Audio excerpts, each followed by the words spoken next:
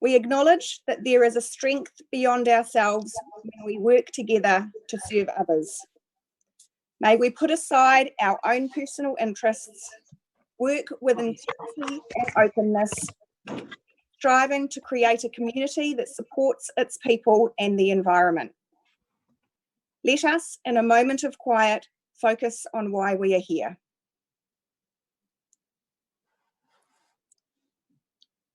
We give thanks for the wisdom of the past, look for opportunities in the present, and accept the challenges of the future.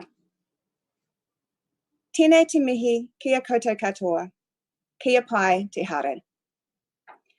Welcome everybody to today's extraordinary council meeting. I apologise for the slightly delayed start. We were having a few technical issues, so we're underway now. And firstly, I'd just like to ask if we have any apologies. No, very good. Any conflicts of interest?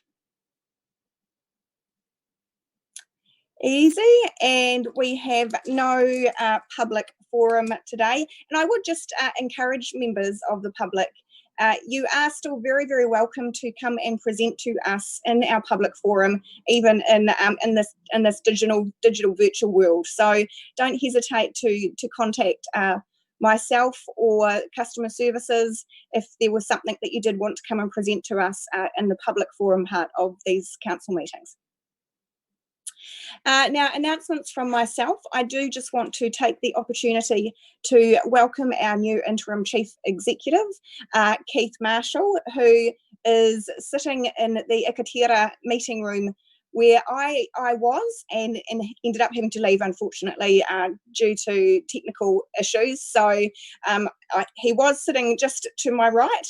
Now there's a wall between us, but I do welcome him on board the Napier City Council team. And Keith comes to us with a extensive experience in local government and also central government and in the private sector.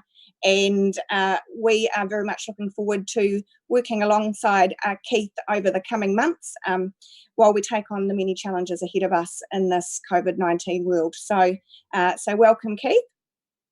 I don't know if he's waving out to you or anything. And actually, there he is. I'll spin my next screen. And I would also like to take the opportunity today to acknowledge and say thank you very much to Neil Taylor, who of course came and was our acting chief executive for, originally was meant to be 4 weeks, and then that became 8 weeks when we headed into the level 4 lockdown period. And he certainly got more than he bargained for when he agreed to be our temporary acting chief executive for that short period of time. And he was a great and fantastic part of the team, in particular the incident management team who was responding to the COVID-19 pandemic. So a sincere thank you from, I know everybody, all of the elected members and staff members, and most certainly a very personal and heartfelt thank you from myself. Now, I would just ask, is there any announcements from management?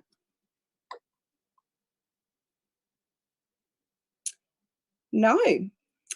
Excellent. We will therefore move into the formal first formal paper on our agenda today, which is the Water Master Plan. And I'd invite Council Officer to present this paper to us, please.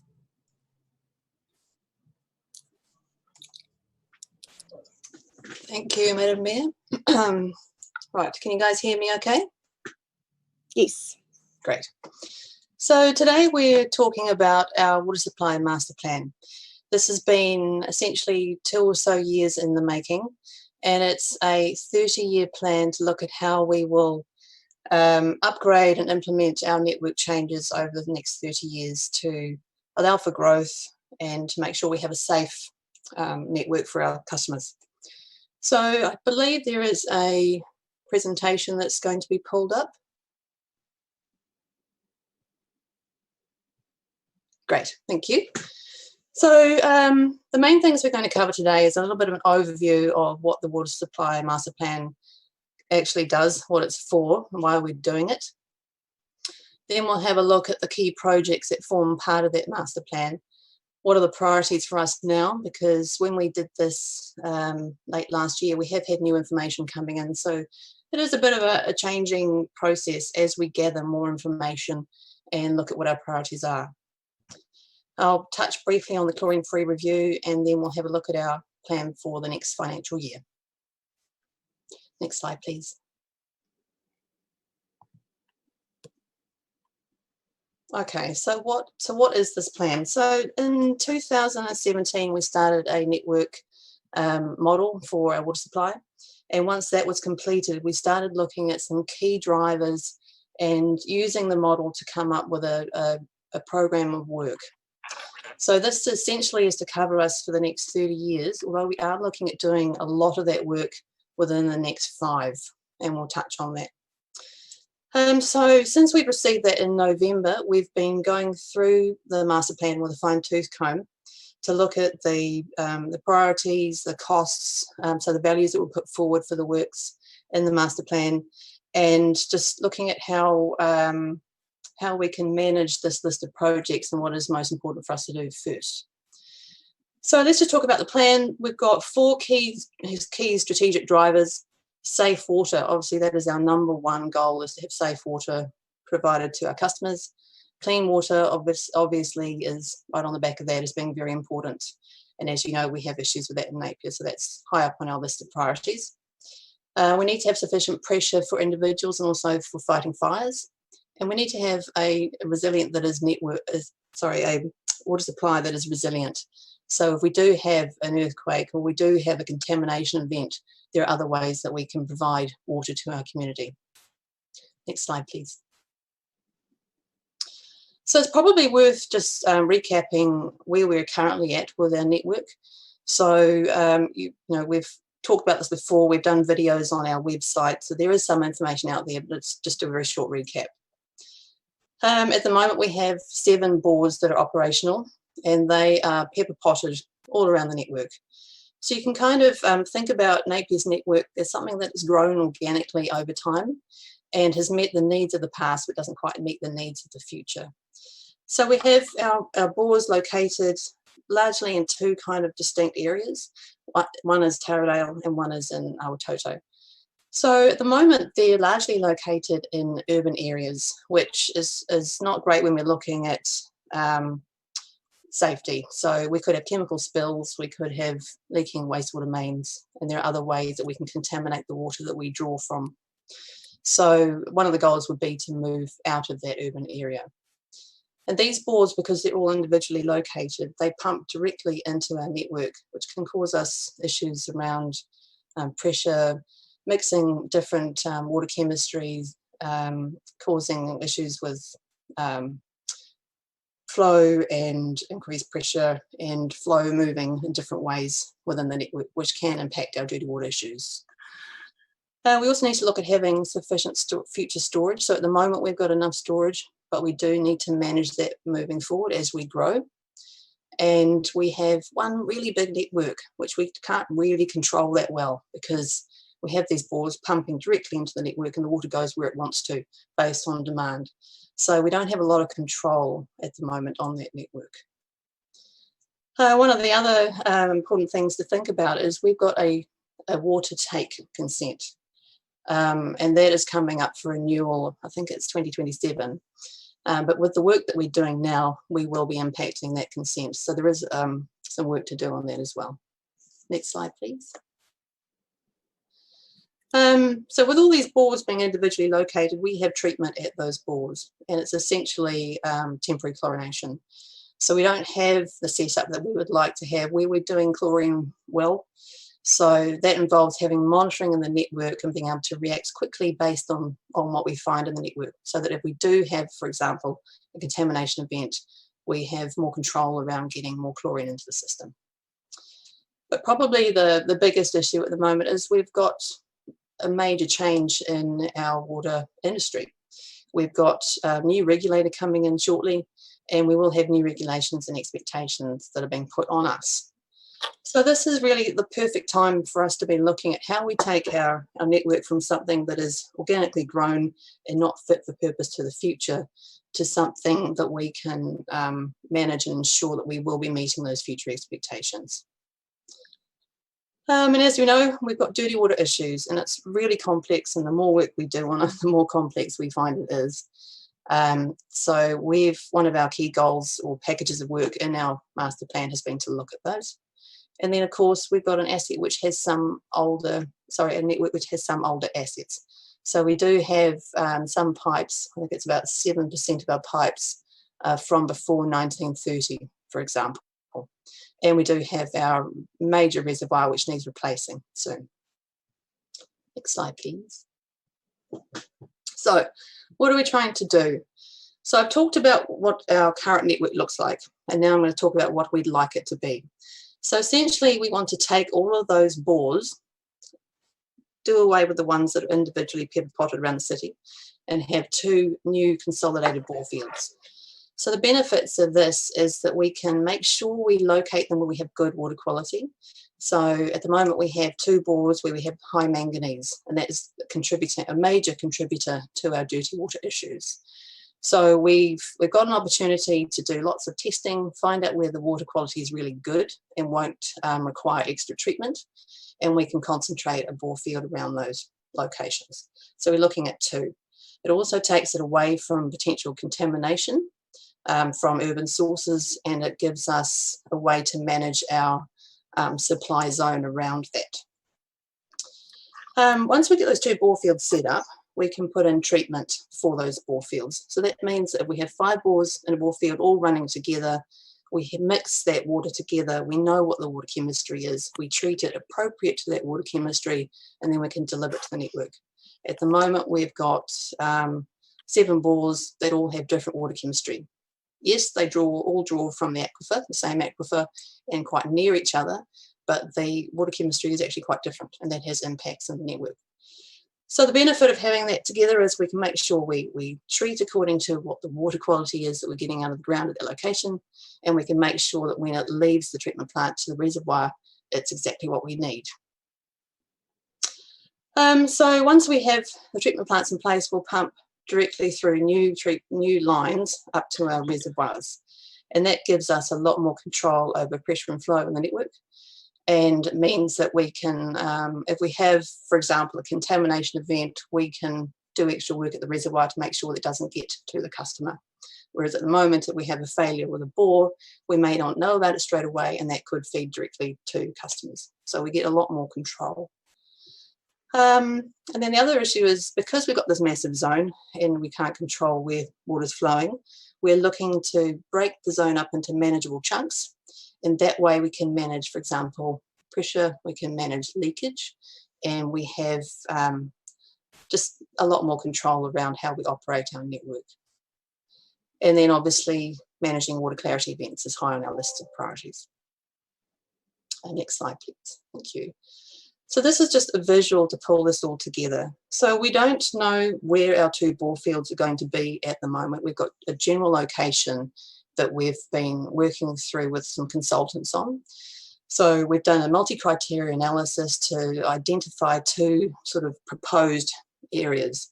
So when we're looking at that, we're looking at what are the risks of having those 2 bore fields in those locations, what's the availability of land, how would we connect it to the network, and what would the water quality be like. So originally for our second bore field, so bore field number 1, we were going to be closer to our A1 bore. So the biggest change from the master plan document that you see today versus what we're actually going to do is that we need to move away from the A1 area where we have higher manganese levels and ammonia levels.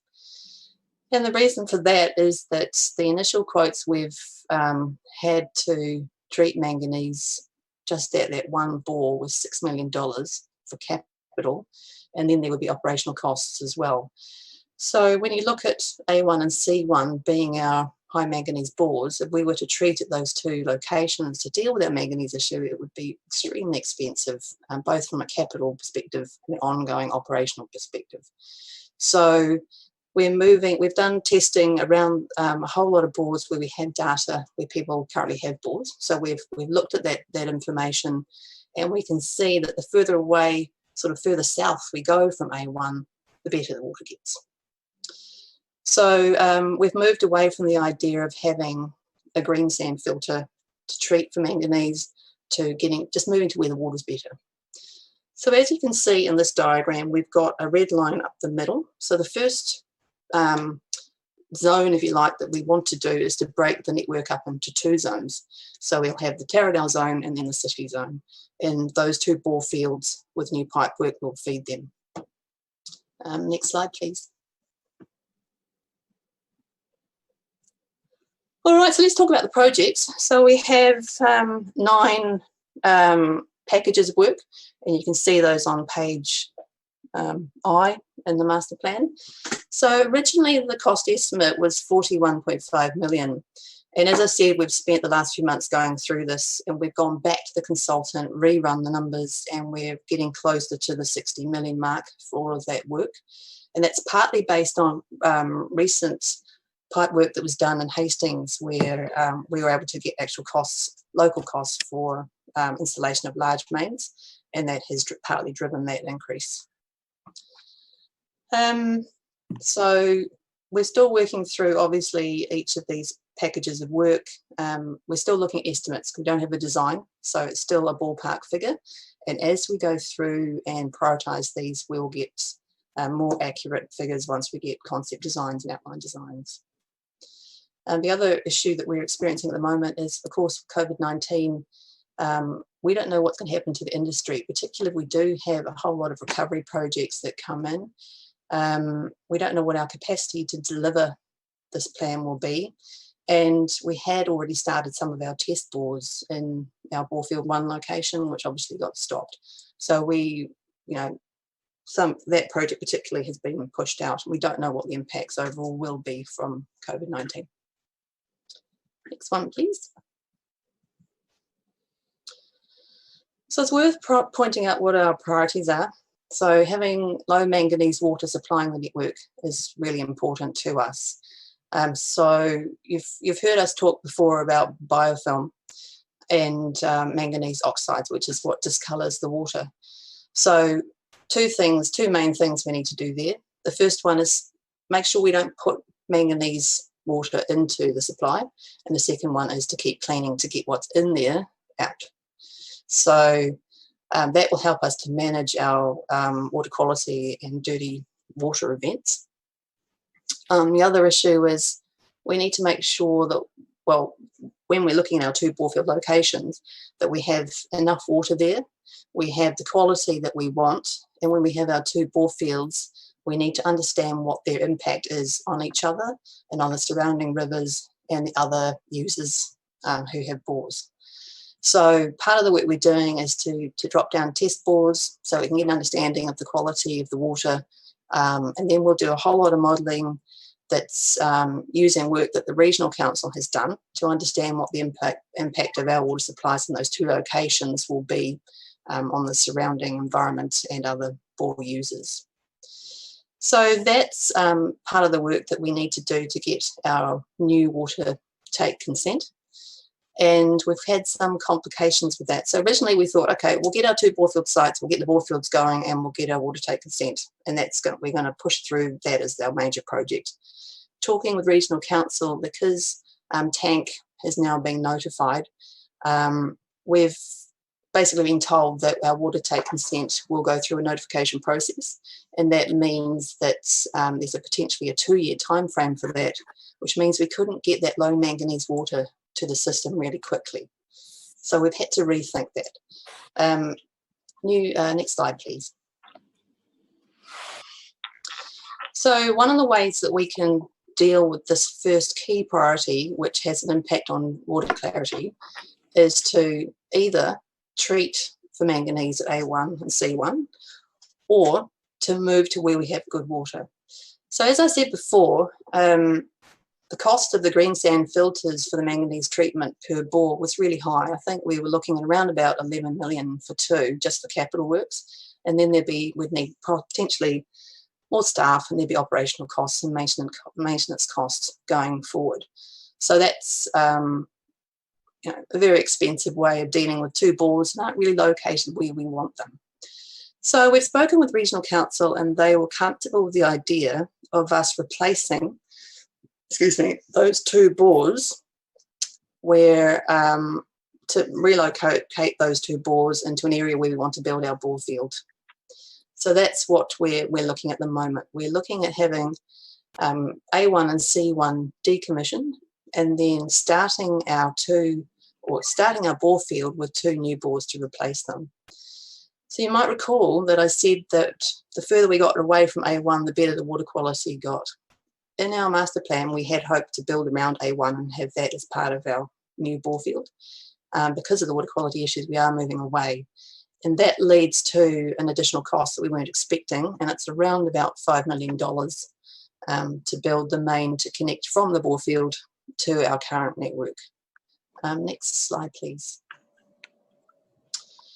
So at the bottom of the slide, you can see we've got bore field 1, and there's a dark blue line moving through to A1. The dotted blue lines are existing, and the dark blue lines are new mains that we're putting in as part of this master plan. So the issue that I raised in the master plan paper was there is a little bit of risk around this. So yes, we can do a variation and get the 2 new bores at bore field 1, but when we go to get our water take consent for both bore fields, there is a risk that maybe we can't do that. Personally, I think it's a very low risk, and to quantify that risk, the difference is that if we just built the 2 bores, we would have a smaller pipe. But the work we're doing is building the 2 bores with the pipe the size that we need it for the whole bore field. So that's one of the questions I'm asking you guys to consider today, whether you're happy to take that risk. It's around about $1 to $1.5 million worth of extra cost due to the change in pipe size. But because we don't actually know the location of our second bore field yet, I think it's quite hard to quantify. It actually gives us a bit of flexibility, so that when we do look at our impact on the surrounding environment, we could always move the second bore field if we needed to reduce that impact. So that's probably the biggest change from the master plan. Next slide, please. Okay, so one of the biggest issues we have at the moment is dirty water, and as I mentioned, it's actually fairly complex. So the main reasons we have dirty water is we have biofilm in our network, we have low flows in some areas, we have a change in flow due to these disparate bores coming on and off, so we get water flowing in different directions in different places in the network, and we have manganese. So the manganese levels are low, so they're below our MAV, or a maximum allowable value, but they are high enough that it will mean that manganese can oxidize and precipitate out and discolour our water. So Tamaki is our worst affected area, and if you look at this map, we've got 2 yellow coloured in parts, which is the Tamaki parkland zone. And if you look at the bottom of that zone, you can see a blue dotted line coming directly into it. That blue dotted line is directly from A1. So A1 discharges its water pretty much directly into the Tamaki zone. The other issues we have with the Tamaki zone is that it's we do have areas of low flow, so that allows solids to settle out. So we've got high manganese water coming into the zone, we've got areas where solids can settle out, and we've got a few what we call dead ends. So we've got water hanging around a bit longer than you'd hope for in some parts of the zone. So with these combined, we want to take Tamaki and parklands and use it as a pilot area. So the goal is to separate those 2 zones off together, remove the A1 water coming into it, and feed the water into that zone from our reservoir. And that gives us full control around what's happening in that zone. So we know where the water's coming from and the quality of the water, And we know that if we're cleaning in that area, that we are reducing the manganese in that area. So there's a little bit of work to do to make that happen. And it's worth noting that eventually we will end up with lots of zones in our water supply, and they're called DMAs, or district metered areas. And the benefit of this is that we know what water is coming in and what water is going out. So we know how much water is being used in that area, and then we can start looking at managing leakage. So there are other good reasons for us to zone up the network. But what we'd like to do is zone off Tamaki, try a few different things with cleaning, maybe try something different from pigging. Pigging doesn't always deal with the biofilm issue. It will deal with what's settled out on the bottom. So we can try a few different things, see if they work, take a baseline before we set it up, and then monitor that. So it gives us basically a controlled area where we know we know what's happening in that area, and we know whether we're doing things and it's making a difference. So the estimated cost for that work at the moment is around $300,000. We're working with the modelers to just double check. There's a couple of areas where we've got quite low pressure, so we might have to upgrade some pipes. So we're working through that and designing that at the moment. And when we get to a point where we feel comfortable that we can go ahead with the project, we'll look at some really good consultation with the community and getting the community involved in what we're doing and giving us feedback. So we will be, that'll be a major part of the project. Next one, please.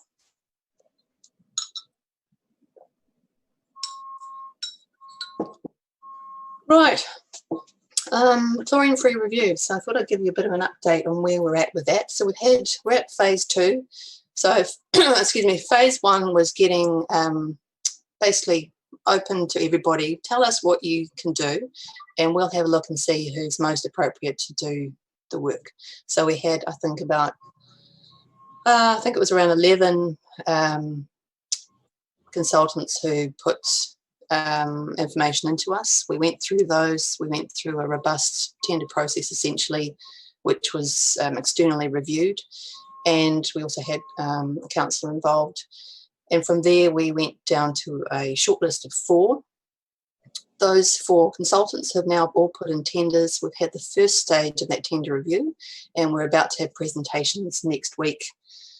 And then we'll have a report to council on the 21st, I believe. And that's where we're coming to council for a decision on which consultant to go with. And the completion date for that is October 2020. So that report that we get in October will give us 2 key options. So what we're calling Status Quo Plus. So it's our current master plan with a few extras.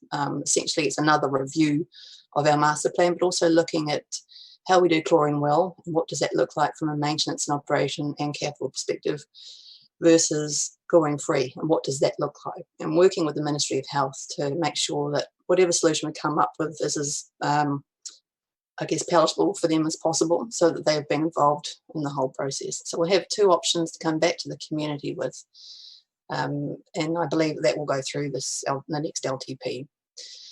So the impacts on the master plan, a lot of the consultants are talking around chlorine-free, the chlorine-free option, what the water treatment methods might be.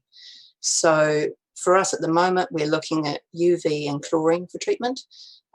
We might find that the treatment processes will be different if we went with the chlorine-free option. So that's a potential change. But generally, the work that we're doing, moving to this more grown-up, controllable network, would be good for both. So I don't see that we're not wasting any money by moving on and getting on with this. The work that we're doing will be good for both, and we need to improve. And there will be, with both options, there will be changes to our maintenance and operational practices, which is only a good thing. It's going to be a good improvement. Next, please.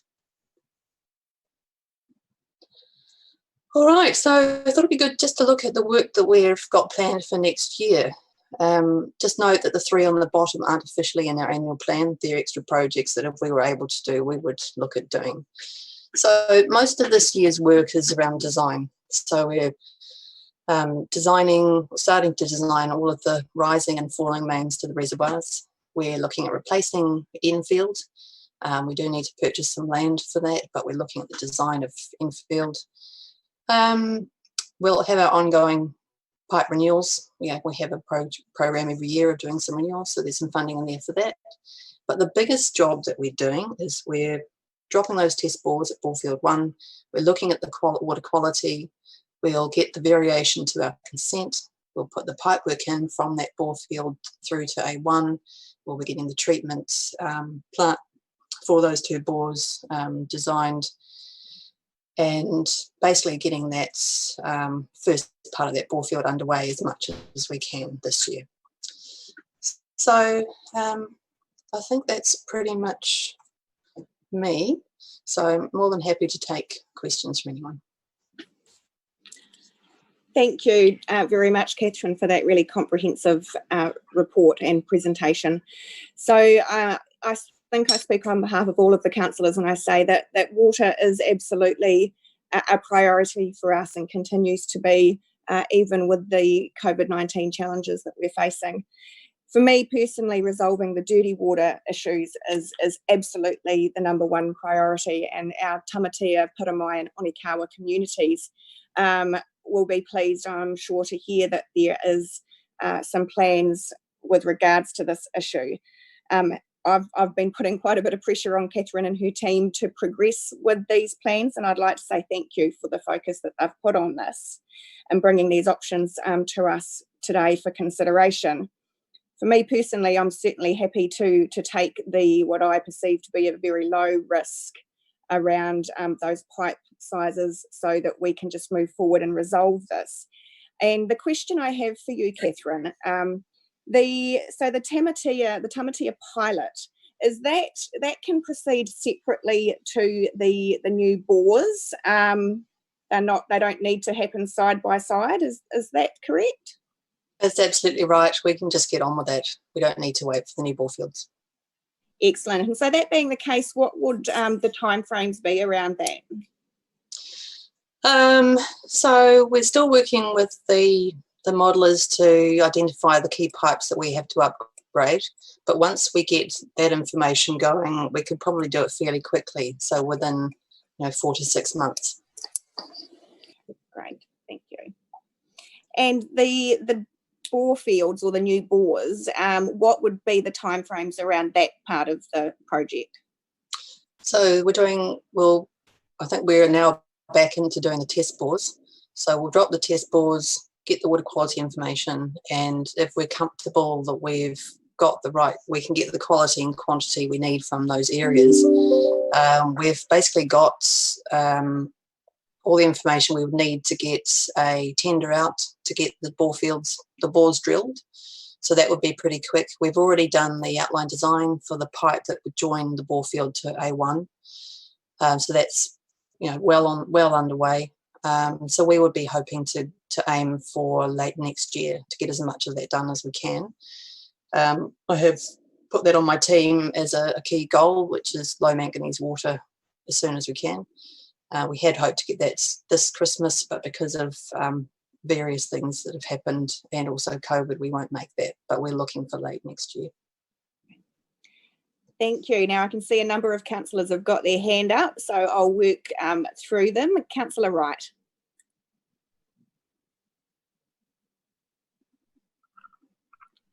You may be on mute, Councillor Wright.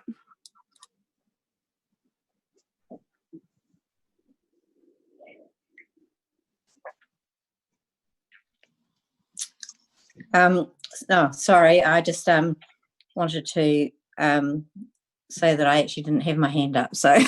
I don't know why that's happened, but yeah. Good as gold. Great. Okay, Deputy Mayor Brosnan. Your Worship, and I'm really pleased to see the first question you asked was actually on my list as well. So it was around, if we're successful, how soon can we see a marked decrease in the dirty water events for Tamatea, Piramai, Onikawa? So pleasing to see that's in the first kind of 3 months that work's undertaken. Catherine, I just had, I actually have a number of questions written down. So one of them is that the paper doesn't cover the risk of hitting higher manganese water when we move away from that A1 bore. Are you able to talk us through what that risk might look like? We obviously don't necessarily know what our, the quality of the water will be like on a consistent nature until we drill the bore. So how confident are we that we're moving to an area that will actually have lower manganese? Sure, happy to. Thank you for that question. We've got quite a lot of data on bores around that area.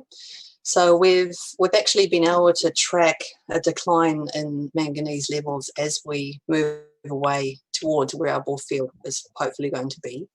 So you're right, there is a risk that we drop the test bore and then we find that there's something going on there that we weren't expecting. So it's definitely a risk. But the surrounding bores paint a pretty good picture. So we're fairly confident that we'll be fine in that location. Okay, thank you. If it's all right with you, Your Worship, I'll just work through a couple of my other questions. The next one is around, is there a risk that the work that we do as part of implementing the master plan could, for lack of better terms, be a waste of money once we get to see the chlorine-free review and any potential changes in the way we want to structure our network as a result of that, and obviously the direction from the community once we see that piece of work?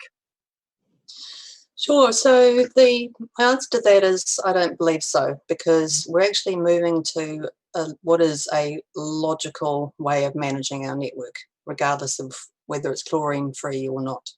So if we, for example, if we go chlorine-free and the consultant says we need a certain type of treatment, we would still want to have all of our bores together so we can treat all of the water together and then pump it to the reservoir and feed. So we could be getting rid of a whole lot of other issues around pressure and flow and managing and monitoring the water. So I think the only major, if we went chlorine-free, one potential major change could be the way that we design out the branched network, if you like. So in a network where you've got, like in New Zealand, where we're concerned about fire flow, we tend to have quite large mains. But in chlorine-free countries, they tend to start out large and they get smaller and smaller and then branch. So if that was a recommendation, that would be a 20-year process of completely redesigning the network down to how we supply individual houses. But the major infrastructure that we're doing now, I think, is we're safe to move on with. Okay, thank you. The next question I have is around, I suppose, the level of confidence we can have in the master planning report attached to the agenda. So I'm just interested to know how confident we are in the expertise that has gone into developing that master plan, as it was obviously externally consulted as well. And I'm just wondering, have we got an endorsement, for instance, from any of our on-the-ground expertise? I think of the likes of Russell Bayliss and those who know our aquifers really well, and obviously the component, and then there's our source water kind of component as well. So I'm just wondering, has there been any involvement in, I suppose, not desktop kind of assessments in the development of the master plan? So in answer to that question, all of the work here has really been looking at the physical network. So when we look at source protection zones and treatment, we'll be getting experts in who are relevant for those pieces of work. So this has really been about mainly modelling and all about the physical network. We're not looking at the source so much. But in the multi-criteria analysis that we've done, we've had hydrogeologists and specialists who've helped us in that way. Okay, thank you.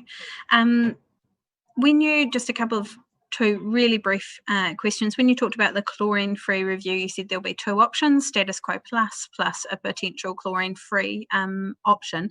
Is it correct that we've left those terms open so that we may have more than one, for instance, chlorine-free option presented? Absolutely. Most of the consultants have allowed for 3 chlorine-free options that they would consider, but then they would go to a preferred, and then that preferred option would be compared against the status quo. Lovely, thank you. And to end with a really quick one, when you talk about district metered areas or the zones, just confirmation we're not talking about house metered water. No, we're talking about big zones, so we just understand how much water we're using in the zone, and then we can look at managing leakage in the zone. Fantastic. Thank you, Catherine. Thank you. Thank you. Next, we have a question from Councillor Brown. Good morning, Catherine. So my question's around the risk of putting in this pipe and it's too small. So we've talked about if we put in a pipe that's bigger, it might cost us $1 to $1.5 million extra than if we put in the smaller pipe. But we haven't looked at the risk of if we didn't take that risk on, and then we found out that we did need the big pipe, how much extra it would cost to rip that out and then put the pipe back in. Reading through the document, I'm picking it's in around the 8 million, because it would be about the cost of redoing the project. Can you speak to that, please? Sure, through you, Worship. So the cost of the pipeline itself is estimated at about 5.5 million. So most of the costs of putting in a pipe is actually not the material itself, it's the trenching and the backfilling and the connections and dealing with services. So, you know, in my view, it makes sense to put in the larger pipe to future-proof us. Does that answer your question? Yes, thank you. Right, Councillor McGrath. Yeah, thank you. Just a question around consenting. The government's looked to fast track consents due to COVID. Would that be an advantage to us currently if they're looking to fast track various bits and pieces? Yeah, I've thought about that one too. Potentially, but I'm not entirely sure at this stage. So the consenting issues for our water take, our global water take consent, is that we need to take into account tank, and that pretty much says that we'll go through a notified process. If we were making minor changes, then we could probably, it wouldn't be so difficult, but because we're actually completely moving our bore fields, they will have a different impact on the surrounding environment. I think we've come up with a good compromise to get us going. I don't think we're probably ready to have 2 full bore fields operational really quickly anyway. So the time frame it would take to get our consent, maybe that's not the main driver. So we have sort of shifted our thinking to move towards how do we get rid of the manganese water first and make a start on the bore field. Yep. And just a second question there. It's my understanding that we've got some really highly skilled and competent in-house, I don't know, what would we call them, team members working out of the depot who are pretty good at laying pipe work and all of that. Are we looking to be using our own team to be doing some of these projects? Yeah, absolutely. So we do get them to give us a quote for installation of various pipe work. So like for example, with the Tamaki zone, any work we do there, we would go straight to the city services team to get them to do that work. When we're looking at bigger, put it this way, we're in a recovery phase, or we will be in a recovery phase for COVID-19. So we will need to have a look at our procurement practices to get I guess the best value for money that we can. So we might want to package a whole lot of pieces of work, which, for example, we might have design and construct for the 2 treatment plants as a package of work, or we might have all the rising and falling mains as a package of work. So it would partly depend on our procurement practices on whether we would get the depot involved or not. But we haven't actually got to that point where we've decided how we're going to package up the work. Thank you. Thank you. Councillor Crystal. You come down the list, just all your questions are ticked off. Thank you, Madam Mayor. Just ask Catherine, my question was just the timing through the new bore. does the treatment station have to be in place before that bore can be used? And can the pipework then, just that new pipework, does that just feed then straight into the network like the other ones do before we build all the new rising mains and things to the new reservoirs and stuff? Thank you. I'm glad you brought that up because I forgot to mention something else, and that just tied in nicely. Yes, we absolutely would need that treatment. So we'll put the 2 new bores in and we'll need new treatment.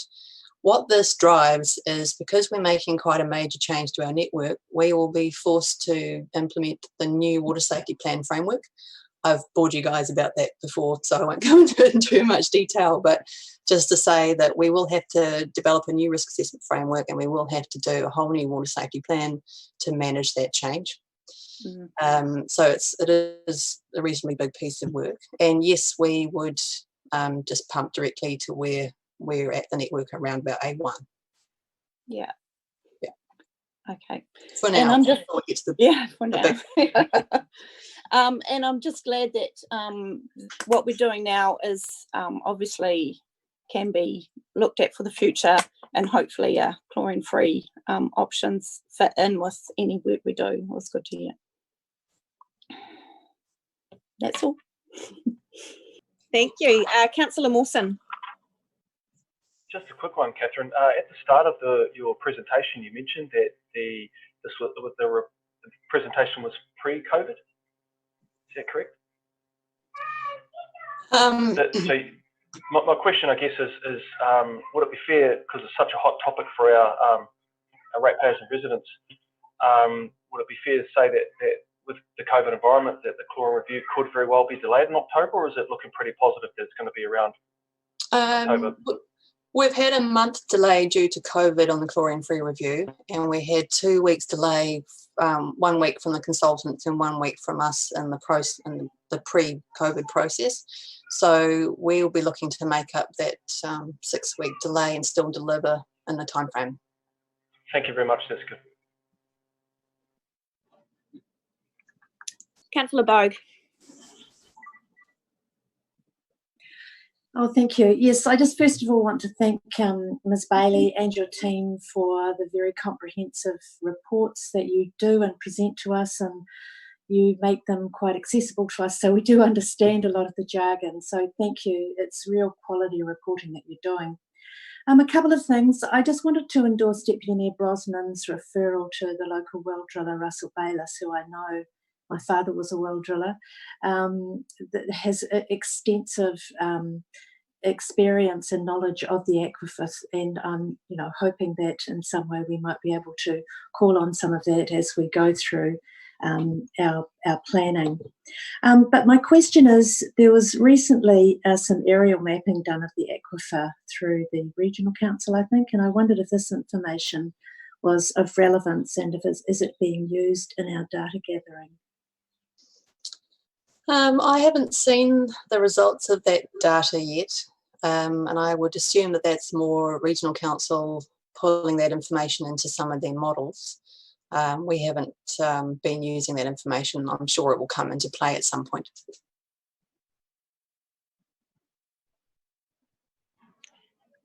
Thank you. And Councillor Tapani. Thank you, Your Worship. Got a couple of questions and a few that I'd love to do follow up later on if I can, Kath, rather than confusing myself in public. The first question is around, I just was after some clarity. In your presentation, you talked about when referencing the A1 bore and the building of the 2 zones, or dividing the city into the 2 zones, Tamaki and City. You referred to the pipeline leaving the A1 and moving over to Tamaki as discharging into Tamaki. Could you quantify discharge? Probably not the greatest term. Supplying probably is the better term. So it basically pumps directly into that zone. Okay, cool. I had assumed that, but I just wanted to check. So the other thing is, outside of the consenting constraints associated with the now notified tank plan, Are there any other indicators in the tank plan that you would like to give to council which may impact on the master plan and its 30-year duration? I know that there are, for example, some indicators around the global consent and the ability for us to be able to extend that into the future to match population growth, et cetera, et cetera. Were there other indicators that you wanted to bring to council's attention? That is a brilliant question. Thank you, because I also didn't mention something to do with that I had planned to. So when we go through and get our new consent, we will have a much greater emphasis on managing demand. So that will be managing demand from our users, but also managing leakage from ourselves and also managing council's usage. So we're expecting that our current water take will likely be reduced, and that will be tied into increases linked to HPUDs. So that seems to be how things would play out. But obviously, with we haven't been through a consenting process with tank and play, so it'll be a little bit of a new experience, I guess. But we will have to look at our water usage. We are very, very high water users in Napier, and we need to get that down. Cool, cool, cool. So next question. So thank you for that indicator. And I know there'll be more coming because tank's quite an overarching piece of work. And our team have been involved in those conversations for the last 4 or 5 years anyway. So given it's going to take, let's say the consent process takes around 2 years. No, I'm going to go back to a question that popped into my head before, and that was around great report, and I do appreciate the master plan report underneath. It sort of indicated to me that we have quite a number of issues in the centre of the city around the Tamaki, sort of Marawa area, where that high manganese readings and complaints are coming from. And based on the reports you've given us, that's a combination of a whole lot of factors. And I'm just wondering if there are any short-term measures that can help to accelerate our ability to reduce the amount of dirty water while we address the broader network issues. And I'm looking for correction here if I've misinterpreted this, because as I read the report, this was about looking at the whole needs for the city, then breaking that into sections. And so the approach is really about building a new line from A1 into a new designated section of the city. Will that address those fluctuations and changes within that section of the city? Does that give us greater control over what's happening there? Thank you. That's a good question too. So by zoning off that particular area, we do we make major changes to that zone. So we're not getting water mixing from 7 different bores coming into that one space. We're having water flow in a completely different way. We've got an entry point coming from the reservoir, so we know the water quality, we know where it's coming from, and then we know where the water will be flowing within that zone. So that gives us a really good baseline. So before we set that up, we would take baseline measures on a whole lot of different things, so we know what's going on before we do the work. We'll zone it off, and then we know what some of our sort of conditions are, if you like. And then we can keep monitoring, try a few different things. So ideally we wanted to reduce the manganese coming in and then get rid of the load that is currently there. So that could be pigging, unidirectional flushing, a whole lot of different things. Maybe some network configuration, because we have some strange streets where we know we get extra problems. So we'll be trying lots of different things to make sure, or to discover what works best. And we'll also be dealing with a whole lot of those flow and pressure change issues that can cause problems. Cool. The last question I think I have, because the rest I'll ask offline. Actually, the report is really good. It does sort of indicate that we're doing a lot of crystal ball gazing. There's still so much we don't know. My final question that I'll put in the public forum is, the costs in your report, do they also include the necessary digital infrastructure and network monitoring systems that will be required to give us a better understanding of how water is moving through our system? Are those incorporated into the budget estimates? So with the setup of these DMAs, these district metered areas, we will be putting in meters on the incoming and outgoing feeds essentially. So we know what's going in and out. So we will have a lot more information on the network. So this master plan does allow for that. And we also have other projects underway, for example, the SCADA upgrade, where we are modifying our systems as well with existing budgets. Thank you very much, Catherine. I appreciate you answering my difficult questions. Thank you, Your Worship. Thank you. Councillor Taylor.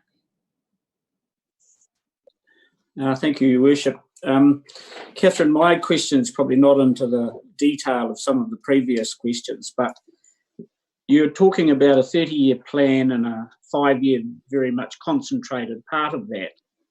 We are also aware of central government initiating a Three Waters review. Now, obviously, we don't know what the outcome of that is, but could you comment on how the central government Three Water review could actually impact on the plans that Napier City Council is currently looking at implementing for the city? So we're obviously going to have a new regulator coming in. And so I think the biggest impact is that we will have greater expectations put on us. And I think the master plan is moving us closer to managing some of those. So having a really robust network, managing our risks really well around that supply, and having more control. So I think at the moment the indicator is that, for example, chlorine might become mandatory. So with that in mind, we need to, until we have a chlorine-free system, and that's the way we go, we need to be able to do that well and monitor it well, and these projects will assist with that. So having consolidated treatment plants is one way to manage some of those risks and to address that. So I think it's really hard to know what they're going to come through with. I think we just have to expect that we will have to step up our game. And in New Zealand, we have been a little bit behind in the way we've managed water supplies compared to other countries, and that we can expect that there'll be more reporting, more monitoring, and our operational and maintenance practices will need to be improved. We'll need to manage leakage better and water conservation. So there'll be a whole raft of things we need to manage, but without knowing who the new regulator is and what the, I'm only crystal ball gazing, but I think we'll be moving forward and making good strides. Thank you. Councillor Simpson. Thank you, Your Worship. Thanks, Kath. It's a significant report demonstrating the direction that we need to go in the future to ensure that we have a secure water supply for our city and residents. There are a couple of matters in the report. Needless to say, many of the other questions I have been answered through other questions from councillors. An area of concern or risk in the current network, so this report takes us forward and it gives us a program of works over a number of years that will centralise our bore fields. At the moment, the officer's report identifies that there is currently a minor risk of contamination at some of the existing bore heads. Can you confirm that you've looked at those risks? There's a set of priorities around mitigation and that there is some action around resolving that risk? So I think it's worth noting that with any water supply, there are contamination risks, and we'll never be able to eliminate all of them, but we have to be able to manage and monitor appropriately. So part of our management of those bores is we had one of the bores, we did have some E. coli readings in the bore, and it was fairly close to a wastewater main. So we actually closed and decommissioned that bore. So that was one way of managing that risk. With other bores, we've raised them above ground. We've brought in a whole lot of different protocols to manage those bores and make sure that there aren't potential points of entry into the bores. Does that answer your question? Yes, it does. Thank you. Right, I can't see anybody with their hand up in the participants area, so I will just... Kirsten, sorry. Councillor Price? I didn't put my hand up, I used my voice. Just having listened to everybody, we're talking about crystal balls and moving targets. Will there be quite a close liaison with the council over this and perhaps changing direction? And so we might have to just change some of the what we're agreeing to today.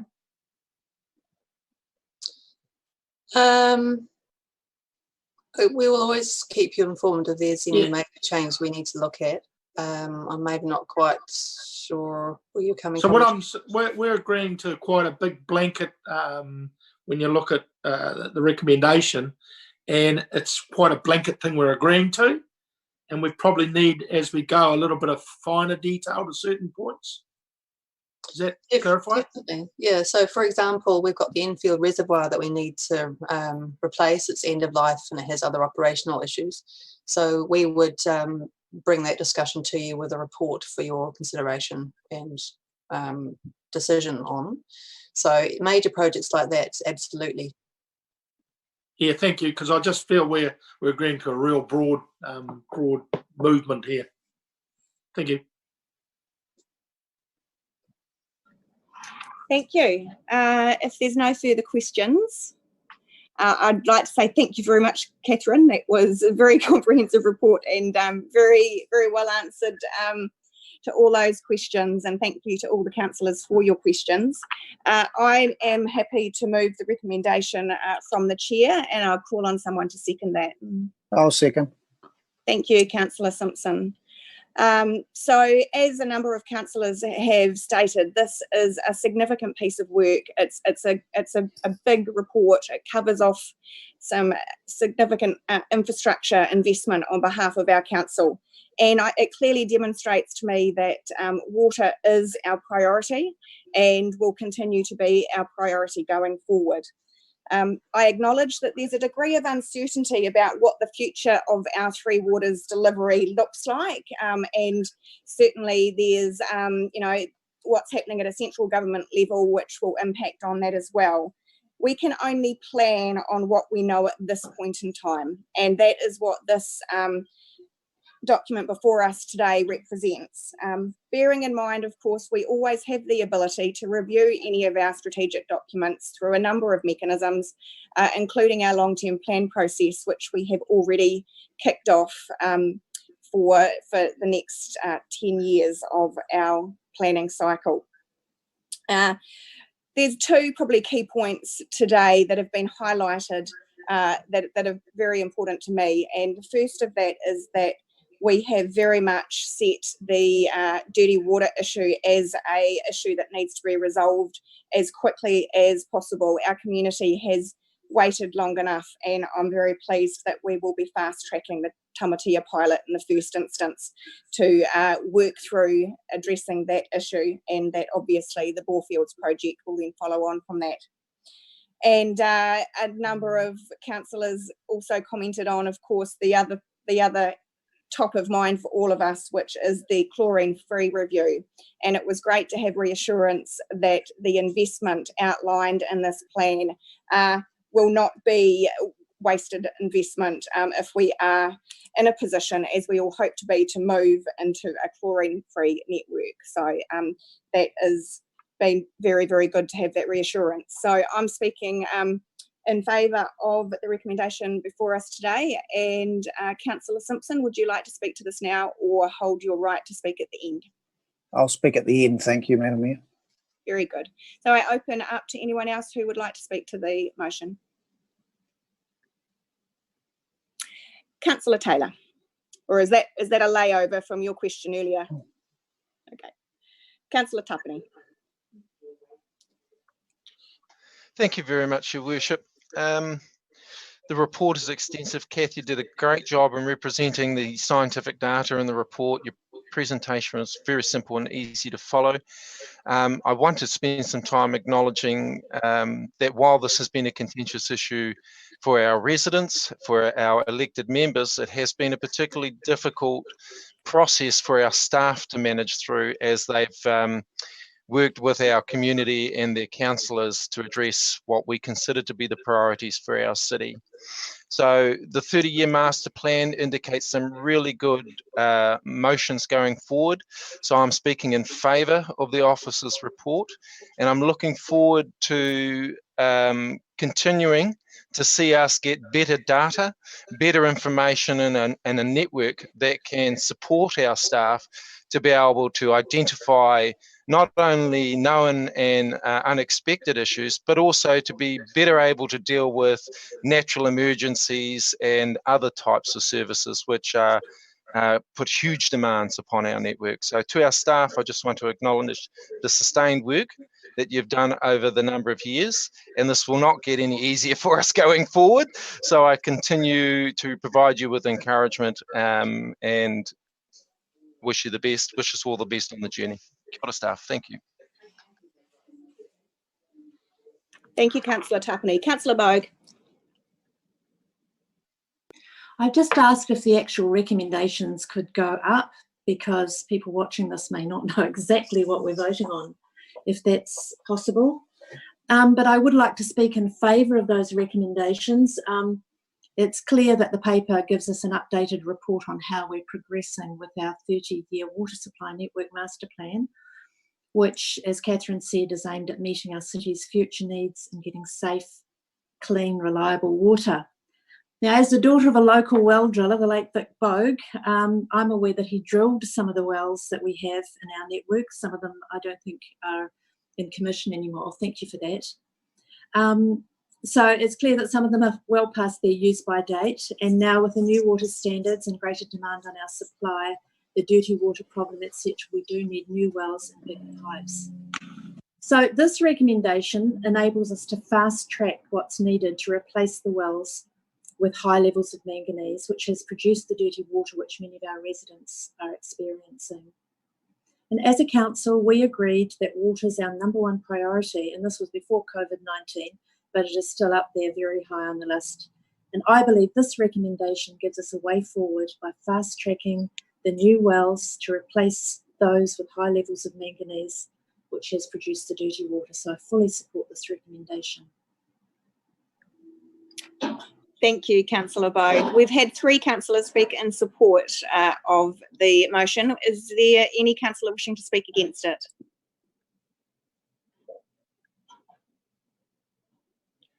No, I therefore invite Councillor Simpson to give his right of reply. Thank you, Madam Mayor. I too obviously speak in favour of the recommendations in the report. The report does highlight actions and processes that need to be implemented to ensure that we deliver on our #1 priority, being good quality drinking water.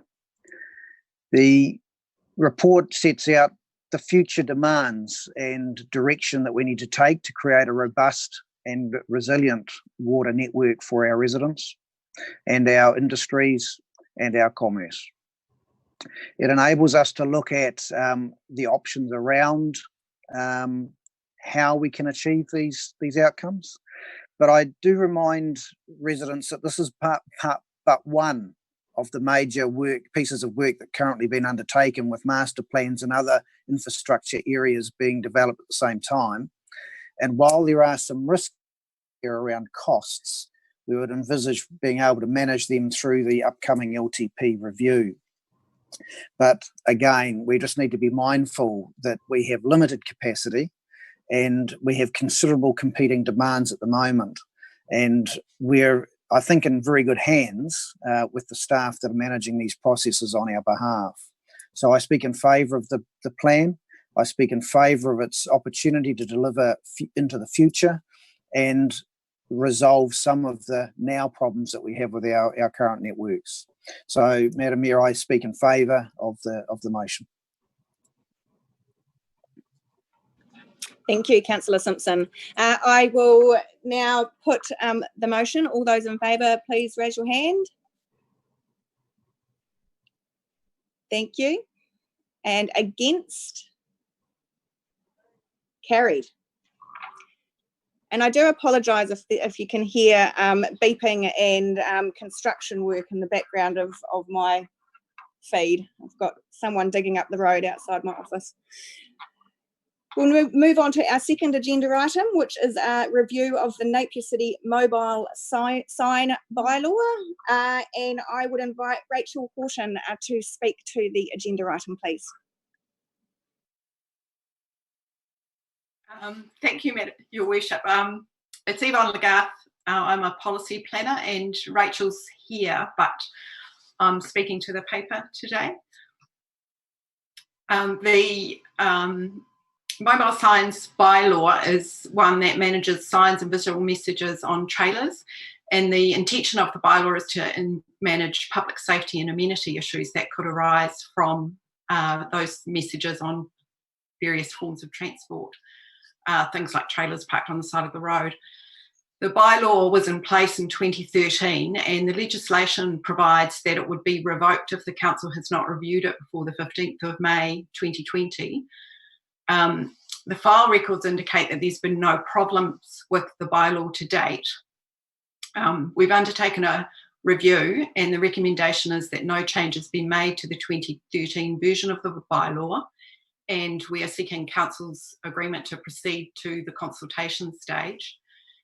The consultation with interested parties would be undertaken in accordance with sections 82 and 82A of the Local Government Act. The bylaw would later be the subject of a full review and further consultation when the consolidated bylaw is progressed in a few years' time. And I'm happy through you, Your Worship, to take questions. Thank you very much, Yvonne. And I will open up to questions. Yes, Councillor Bogue. Thank you, Yvonne. I'm sure it's in there somewhere, and I was on council when this carried, but does this refer to the signs outside shops and restaurants and cafes in the city? And does it refer to the signs on the side of the road that, like, people selling fruit and that sort of thing? Or does it refer to all of them? No, it's just signs that can be moved around, so signs on trailers or other forms of transport vehicles. Okay, so that was like the signs opposite Anderson Park, where there were people selling, still is, people selling fruit and different products. Is that what it refers to? Yes, is that signs on trailers? Yes. Thank you. Councillor Wright. Yes, just a question. Just wondering how the current bylaw is enforced, and if it does rely on the community actually phoning in and complaining. I understand it's phoning in, but if Rachel's around, she may be more familiar than I am with how it operates. I would expect complaints to appear on the files, but if Rachel's there. Yeah, hi. In the time that I've been doing this, I've never actually had to respond to any complaints or any enforcement matters around mobile signs. And if we did, we would always take an education approach in the first instance and just talk to the operators in the hope that we could get them to comply. Thank you. Sorry, Your Worship. Could we just get some quantity of, when you said for as long as you've been here, Rachel, have you got a time frame? I think nearly 2 years. Yeah. And we have nothing on file, so I think that's it would be in our service request system if we had complaints.